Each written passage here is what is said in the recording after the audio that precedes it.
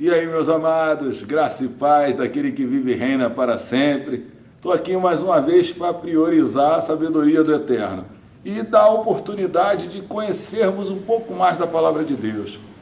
Hoje o tema é a responsabilidade de crer. Você pode repetir comigo? A responsabilidade de crer. Por que nós temos essa responsabilidade? Por que Deus traz para a gente uma responsabilidade? Não basta só a gente aceitar Jesus, não basta só acreditar em Deus, não. A gente precisa crer. A fé é que muda a história de pessoas. E hoje eu queria compartilhar um texto contigo lá de Mateus 8. Mateus 8, a partir do versículo 7, que nós vamos dar uma lida. Fala sobre a história do centurião que tinha o seu servo enfermo.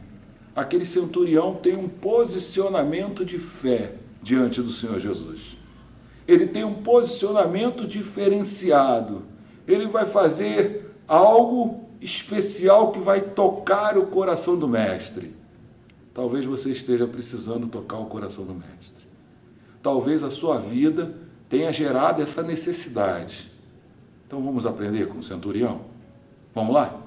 Mateus 8 diz assim. Eu vou ler, eu estou encurtando um pouquinho o texto para a gente não ler muita coisa.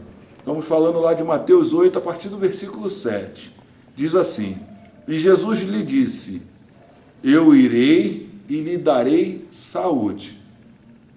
E aí no 8 diz assim: E o centurião responde, disse: Senhor, não sou digno de que entres debaixo do meu telhado, mas dizes somente uma palavra e o meu criado irá sarar.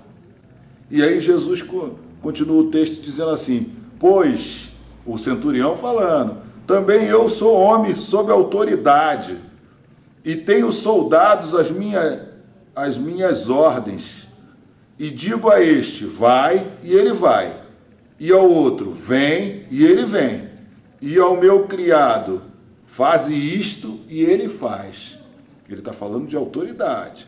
E aí no 10 diz assim: E maravilhou-se Jesus ouvindo isto. E disse aos que o seguiam: Em verdade vos digo, que nem mesmo em Israel encontrei tanta fé.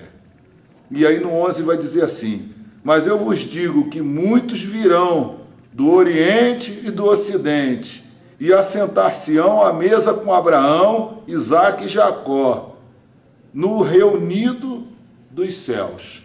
E aí o 12 vai dizer assim: E os filhos do reino serão lançados nas trevas exteriores. Ali haverá pranto e ranger de dentes.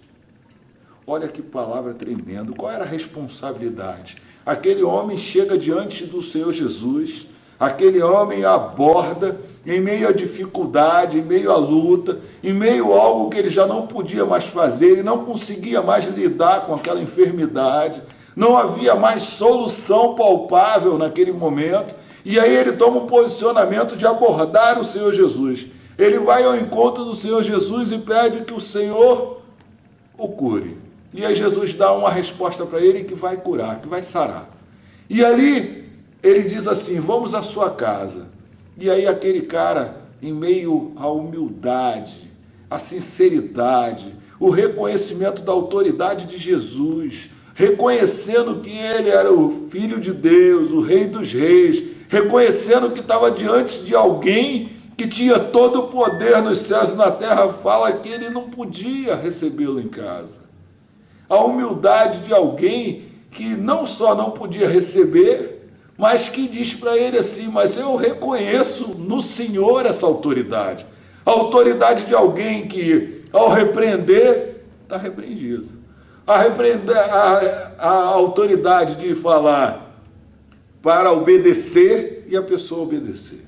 E aí ele dá o exemplo dele. Eu sendo um centurião romano, o centurião era alguém que cuidava de um exército, de um grupo de homens. Ele falava, vem, e a tropa vinha, os soldados vinham. Ele falava, vai, e ela ia. Ele falava, faz, e eles faziam. Ele tinha autoridade sobre aquela tropa, mas ele reconhecia em Jesus a autoridade que ele tinha sobre aquilo que não era palpável, sobre coisas que só Deus pode fazer.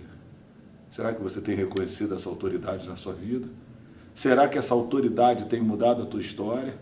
Será que você tem visto, você crê que Deus pode fazer maravilhas?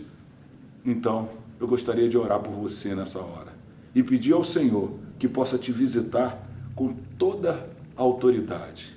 Mas a responsabilidade de crer e acreditar é sua. Vai acreditar? Vai crer?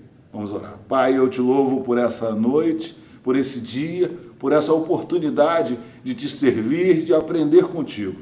Senhor, nos visita, abençoa nossas vidas, muda a nossa história, mas não tire a nossa responsabilidade de ter fé, de acreditar e de crer, e de pedir no nome de Jesus que o Senhor cure, que o Senhor faça maravilhas, milagres e mude a história de pessoas. É o que eu te peço e te agradeço, no nome de Jesus. Amém.